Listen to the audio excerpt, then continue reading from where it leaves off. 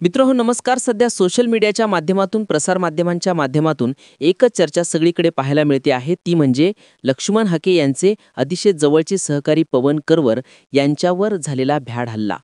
खरं तर मराठा समाज अशा कुठल्याही भ्याड हल्ल्याचं कधीच समर्थन करत नाही. म्हणूनच या व्हिडिओच्या सुरुवातीला पवन करवर यांच्यावर झालेल्या हल्ल्याचा आम्ही जाहीर निषेध व्यक्त करतो. आता नेमकं या हल्ल्याच्या पाठीमागचं नेमकं खरं कारण काय आहे ते व्हिडिओच्या माध्यमातून आपण समजून घेणार आहोत.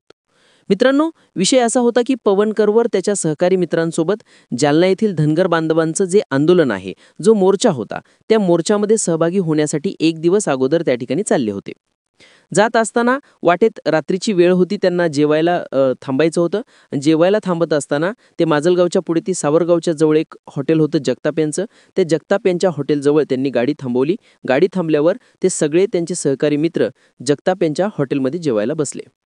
आता राहिला विषय, जगताप यांच्या हॉटेलमध्ये जो पवन करवरला फोटो दिसला आणि पवन करवर यांचा माथा भडकला असं म्हटलं तरी काय वावगं ठरू नये. पवन करवर यांनी जो फोटो पाहिला तो फोटो होता गेवराईचे आमदार धार विजयसिंह पंडित यांचा.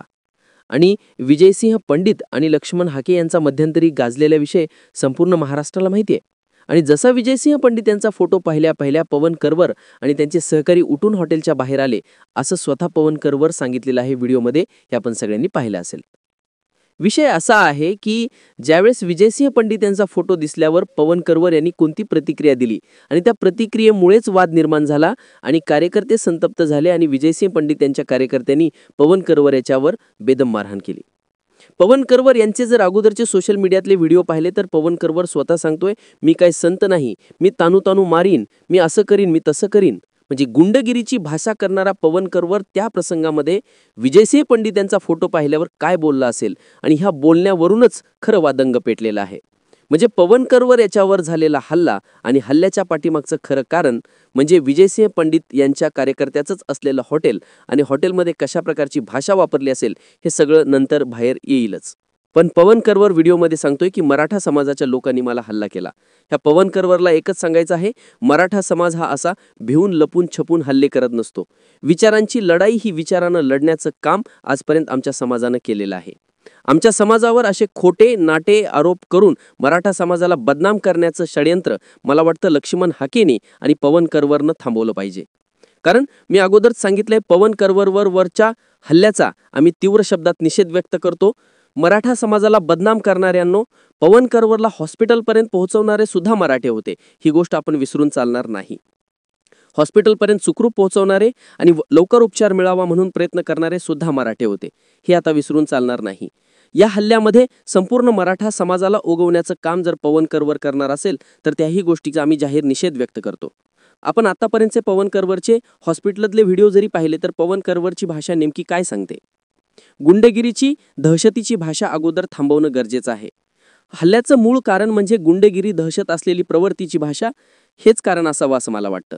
कारण मित्रांनो, जगताप यांच्या हॉटेलमध्ये नेमकं काय घडलं हे खरं तर जगताप आणि करवर या दोघांनाच माहिती आहे.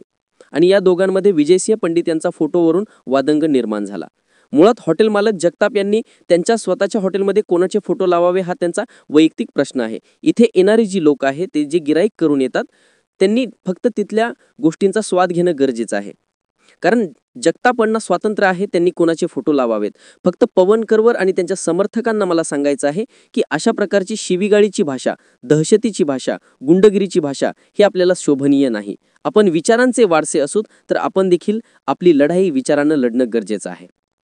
पवन करवर यांचे आतापर्यंतचे व्हिडिओ बघितले तर मी काय संत आहे का, मी तानू तानू मारीन, अशा प्रकारची प्रतिद्वेष निर्माण करणारी अशी भाषा वापरून मला वाटतं या हल्ल्याला सगळ्यात महत्त्वाची आणि कारणीभूत असलेली गोष्ट म्हणजे भाषा. ही भाषा जर गुंडगिरीची असेल, दहशतीची असेल तर त्या भाषेला दहशतीमधनं उत्तर मिळत असतं. मला अशा कुठल्याही गोष्टींचं समर्थन करायचं नाही, परंतु वस्तुस्थिती काय आहे, नेमकं काय घडलंय हे सांगणं मला अत्यंत महत्त्वाचं वाटतं. तुम्हाला काय वाटतं? तुमच्या देखील प्रतिक्रिया कमेंटमध्ये नक्की नोंदवा.